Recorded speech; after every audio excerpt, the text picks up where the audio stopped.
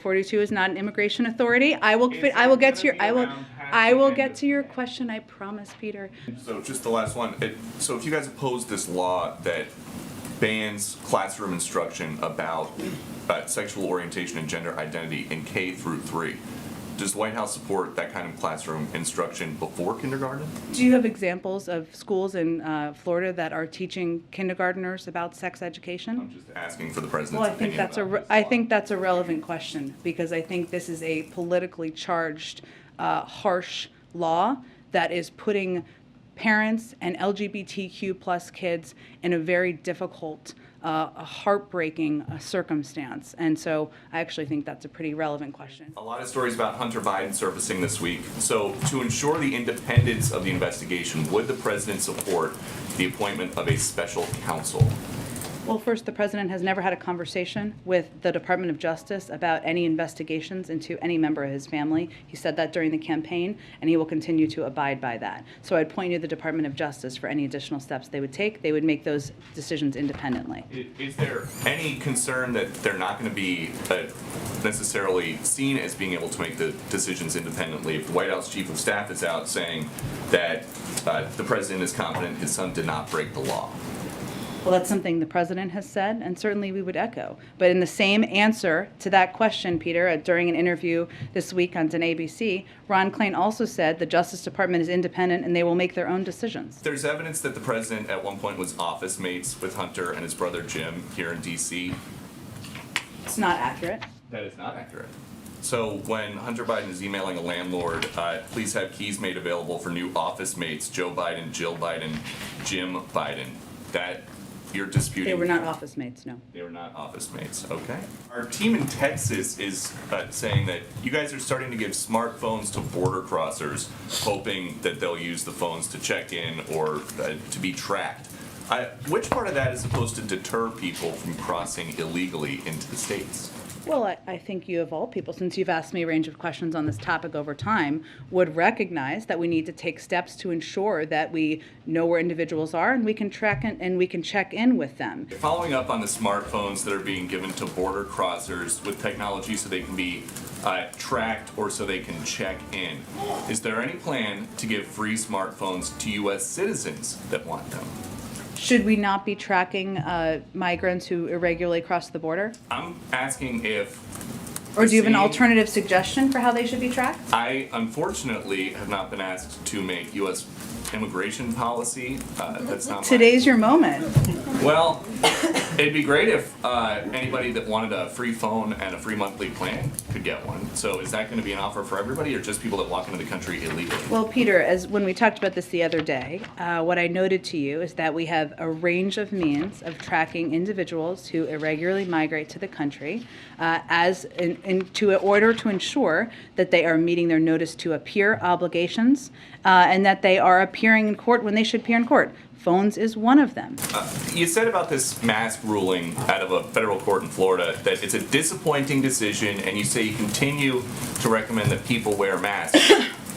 Why is it that we can sit here in the White House briefing room with no masks, but people can't sit in an airplane cabin with no masks? Well, Peter, I'm not a doctor. You're not a doctor. That I'm aware of. If you're a doctor, I wasn't aware of that today until today. Right. Okay, not a doctor. Just making sure. I don't know. And nor do you play one on TV. Nor does he play one on TV. There you go. Most days. But these determinations, remember the masking guidance is green, yellow, and red. We are currently in a green zone in Washington, D.C., so they're not recommending it. Some people can still wear a mask if they want to. Many people do, or wear them in meetings, or wear them at certain times where you're going to be around or sitting close to people, or maybe you have an immunocompromised parent or friend, and so people make that decision. 2,000 illegal immigrants a day got away last month. Are you saying that you can say with certainty none of them are on a terror watch list? Here's what we're talking about, encounters we know, and of a suspected terrorist attempting to cross the southern border. They're very uncommon. We're talking about a few dozen annual encounters at most, and these encounters represent significantly less than the 0.01% of total encounters per fiscal year in recent years.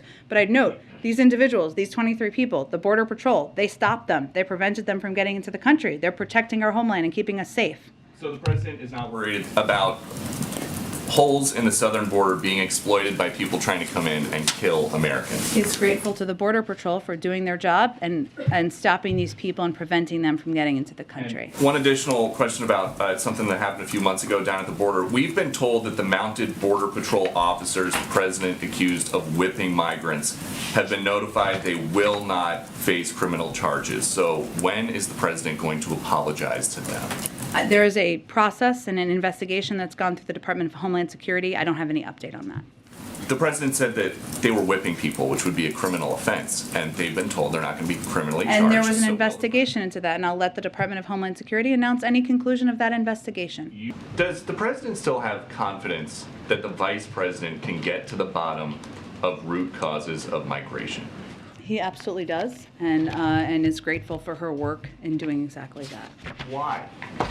Why does he have confidence, or should I give you an update on a couple of the things we've done? What gives the president confidence when he sees that March 2022 has 28% more migrant encounters at the border than March 2021 when she got this assignment? Well, you asked me about root causes, right? So let me address that first, and what the vice president and other members of the administration who've been working with her have been doing. So we've been working with source and transit countries in the region to facilitate the quick return of individuals who previously resided in those countries, as well as to stem migration in its state. Some of that is getting agreements with partner countries on migration-related matters, and that's something that the vice president has been deeply engaged with. Now talking about people on the terrorist watch list crossing the border into the U.S., and he says, we know where those 42 are.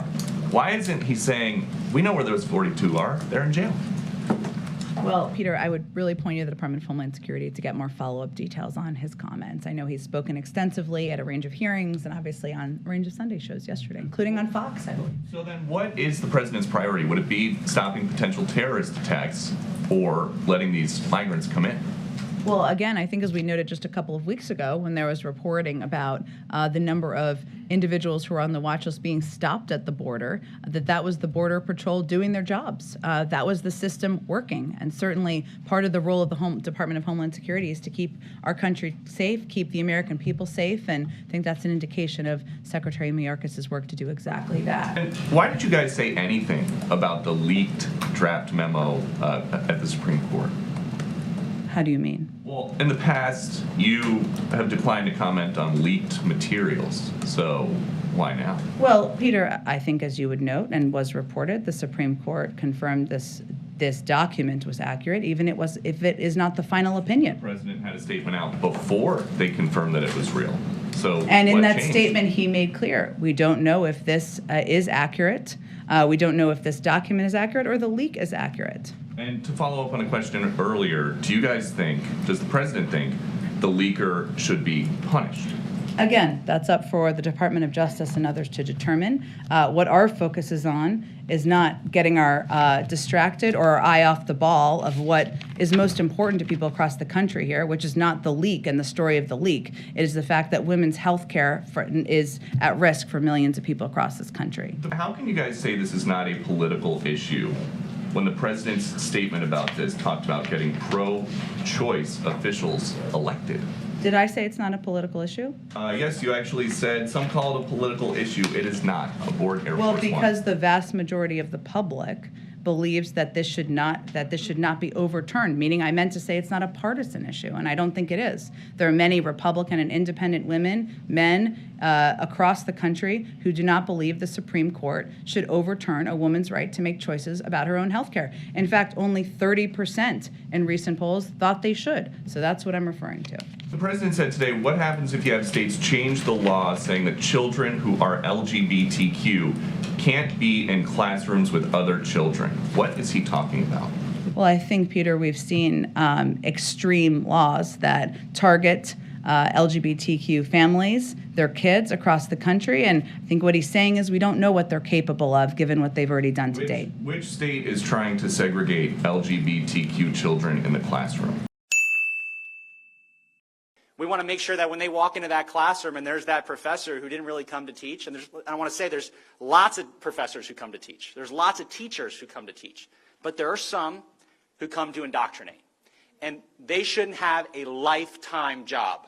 they shouldn't get a lifetime job here in the state of Florida. Well, I think we've seen laws that are incredibly discriminatory. That's what the president's referring to. And the fact that he doesn't know what additional steps could be taken by extreme wings of the party that would rather divide rather than work on issues that the American people actually are focused on and actually impacting them.